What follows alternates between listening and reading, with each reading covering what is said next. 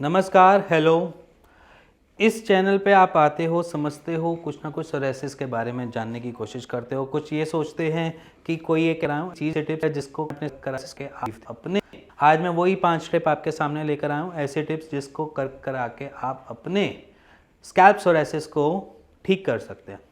क्योंकि आप बहुत जगह जाते हैं, कोई आपको डैंड्रफ कह देता है, कोई आपको कह देता है कि सोरायसिस हो रहा है, बट आप ये वाली डर्मा ये वाली क्रीम यूज़ करो, ये वाले लोशन यूज़ करो, ये वाली ऑयल यूज़ किया करो, इस तरीके से किया करो। और आप हर जगह से लेकर आते हो, बट वो थोड़े टाइम तक तो वर्क करती हैं, उसके बाद वो काम करना बंद कर देती हैं। फिर उसके बाद किसी और डॉक्टर के पास जाते हो, डॉक्टर बदलते हो, वो आपको 2-4 और मेडिसिन देता है, कुछ खाने की देता है, कुछ लगाने की देता है। उसके बाद भी आप थोड़ा टाइम खाते हो, उसके बाद फिर वो वैसे ही एग्रावेशन हो जाते हैं। बट जो मैं आपको दे रहा हूँ वो नॉर्मल है, प्लेन है, जो आपको अवेलेबिलिटी भी मिल जाती है हर जगह पे। वो कुछ नहीं, वो सिंपली कुछ ऑयल का कंटेंट बताऊंगा और कुछ बहुत सारा थोड़ा सा ये चीज़ें बताऊंगा जिससे आप अपने आप को क्योर कर सकते हो स्कैल्प सोरायसिस से। तो सबसे पहले टी ट्री ऑयल, क्योंकि इचिंग बहुत होती है। हम देखते हैं कि पेशेंट्स को स्कैल्प सोरायसिस में इचिंग बहुत होती है, तो उसके लिए क्या होता है, जब वो इचिंग करते हैं तो कभी कभी क्या होता है कि कोई ना कोई लेयर से हल्की हल्की ब्लीड स्टार्ट हो जाता है। तो हम यहाँ पर क्या करेंगे, हम यहाँ पर स्टार्ट करेंगे टी ट्री ऑयल, क्योंकि जिसकी प्रॉपर्टी ही ऐसी होती है, जिसको एंटी इन्फ्लेमेटरी कह देते हैं, और उससे बैक्टीरियल इन्फेक्शंस वगैरह से भी बचे रह जाते हो। तो इसलिए पहले टी ट्री ऑयल के अंदर कैम्फर डालो, कैम्फर ऑयल को दोनों को धूप में रख दो, धूप में रखने के बाद उसको अप्लाई कर लो। अब आप अप्लाई तो कर लोगे, जैसे शाम रात हुई है तो आपने शाम को लगाया, तो आपने पूरी रात लगे रहने दिया, सुबह का टाइम आया, सुबह के टाइम आपने ज़रूर वॉश करना है अपना हाथ, जो अपना हेड है पूरा वॉश जरूर करना है। वो इसलिए करना है क्योंकि उसके लिए पीछे भी रीजंस है। उसके पीछे रीज़न ये है कि कोई भी चीज़ आप ज़्यादा टाइम तक लगा दोगे तो वहाँ पर टॉक्सिन्स कलेक्शन स्टार्ट हो जाएगी। जब टॉक्सिन्स कलेक्शन करोगे तो वो ऑयल भी जो है वो पहले स्टार्टिंग में तो रिलैक्स करेगा, उसके बाद डबल रीचिंग दे देगा आपको। इसीलिए जब हम पेशेंट्स को देखते हैं वो ऑयल तो अप्लाई कर लेते हैं, बट उसके बाद उनको लगता है कि बहुत ज़्यादा इचिंग हो रही है, खुजली मच रही है सर में। तो वो वाली स्टेट तक या उस वाली स्टेज तक हमने पहुंचना ही नहीं है। हमने करना क्या है, जैसे शाम को लगाया ऑयल, सुबह के टाइम जैसे ही हम किसी वर्क के लिए निकलते हैं तो वॉश करके निकलना है।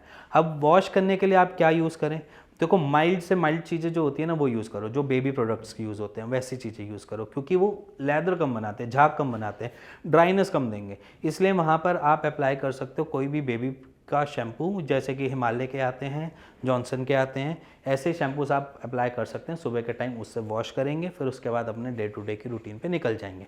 तब तक आप कोई ऑयल वगैरह ना यूज़ करें, उसके बाद शाम को आकर कर सकते हैं, ठीक है। बट तब तक आपको ऑयल जो भी लगा होगा वो निकाल के जाना है, नहीं तो वो निकालोगे नहीं तो वो दिक्कत बढ़ाएगा। तो इसलिए आपने क्या करना है, टी ट्री के अंदर कैम्फर डाल के धूप में रखा, फिर देन उसको अप्लाई करा, फिर उसके बाद उसको हम यूज़ कर सकते हैं। अब ये तो हो गई नॉर्मल आपकी स्कैल्प सोरायसिस को कैसे हम इचिंग से रिलैक्स कर सकते हैं और साथ में आप कैसे इसको प्रिजर्व कर सकते हो, ठीक। क्योर की तरफ बढ़ने के लिए आपको तो वो थोड़ा बहुत तो कुछ लेना ही पड़ेगा, इनटेक तो करना ही पड़ेगा, बट ये आपको रिलैक्स उस टाइम दे देगा।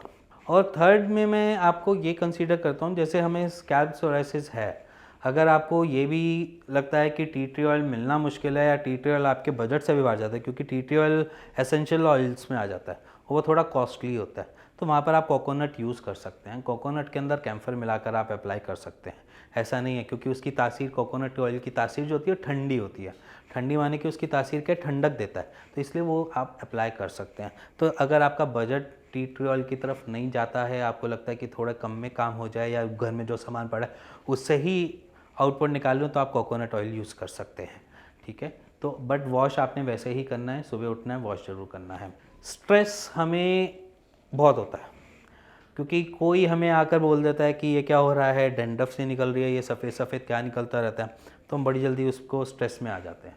और स्ट्रेस इसलिए भी आ जाते हैं क्योंकि एक तो स्कैल्प सोरायसिस, ऊपर से इचिंग, ऊपर से लोगों के ताने, वो सारा एक्यूमुलेट होकर ना हम परेशान खुद से ही होने लग जाते हैं कि ये क्या हो रहा है, कैसे हो रहा है। तो वो स्ट्रेस नहीं लेना और किसी का, ये तो चलो एक सोरायसिस का स्ट्रेस हुआ, ये तो लोगे ही नहीं, इसके साथ साथ आपने और किसी की चीज़ का भी स्ट्रेस नहीं लेना, ठीक है। क्योंकि ऑटो इम्यून डिसऑर्डर है, ऑटो इम्यून डिसऑर्डर का एक सबसे बड़ा गंदा साइड इफ़ेक्ट यही होता है, या साइड इफ़ेक्ट बोलो या उसका क्या मैं बोलूँ, कि आपका स्ट्रेस जो है आपके ऑटो इम्यून डिसऑर्डर पे या इम्यूनिटी पे हार्म करता है।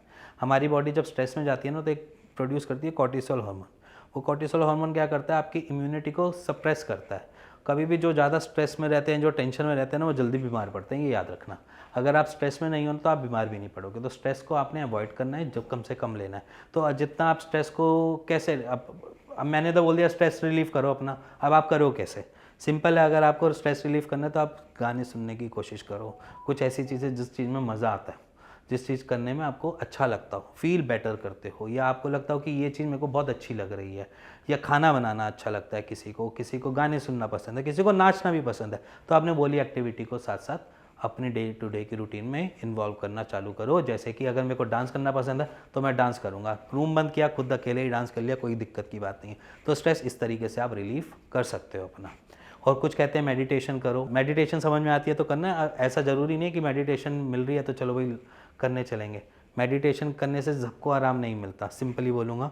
किसी को मज़ा आता है मेडिटेशन करने में, किसी को नहीं आता, किसी को वो बोर लग रहा होता है। तो ज़रूरी नहीं है कि मेडिटेशन करनी है। तो आप सिंपली क्या करेंगे, जो आपको जिस चीज़ में मज़ा आता हो वो चीज़ आप करेंगे। किसी को ड्राइव करने में भी मज़ा आता है तो ड्राइव भी कर सकता है। कोई ऐसा कोई पर्टिकुलर कोई चीज़ नहीं है। तो आपको जिस चीज़ में काम में अच्छा लगता हो वो काम आपने करना ही करना है। इसके साथ अब क्या होता है कि बहुत से लोग अलग अलग चीज़ें यूज़ कर लेते हैं।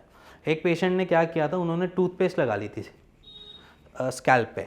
अब वो चीज़ गलत थी, वो चीज़ मैं बिल्कुल अवॉइड करने के लिए बोलूँगा, क्योंकि कोई भी केमिकल आपने यूज़ नहीं करना, और मिंट तो बिल्कुल ही नहीं करना।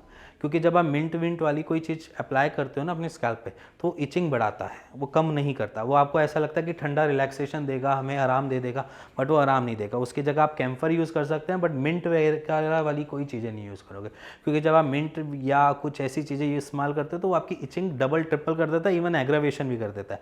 मतलब पहले तो सिंगल इसी जगह पे पैच था, पूरे सर पे ही हो गया सोरायसिस, ऐसा भी हो जाता है। तो प्लीज़ ऐसी गलतियां मत किया करो जब तक आपको पता ना हो। सिंपल बोलूँगा, क्योंकि सोरायसिस के पेशेंट कुछ भी अप्लाई कर देते हैं, ठीक है। उनको लगता है कि इससे रिलीफ मिल रहा है, ये लगा लो। नहीं, ऐसा नहीं करना, ठीक है। तो आपने मिंट विंट वाली चीज़ें कोई यूज़ नहीं करनी। और कुछ भी समझ नहीं आता आपको सोरायसिस के बारे में कि कैसे हील करना है, तो आप बेचिंता होके अपनी एक फ़ोटो खींच के स्कैल्प की मेरे को नीचे वक्त दिए गए नंबर पे व्हाट्सएप कर सकते हैं, और उसका राइट आंसर भी ले सकते हैं। मेरी टीम आपके साथ रहेगी, उसको सॉल्व करने में आपके साथ हेल्प करेगी, और day by day to day की रूटीन में थोड़ी चेंजेस करके आपको सोरायसिस से सॉर्टेड करेगी। इसी के साथ अगर ये वीडियो समझ आई हो और ये टिप्स पसंद आए हो तो please like share bell icon दबा दीजिएगा। Thank you and thank you very much.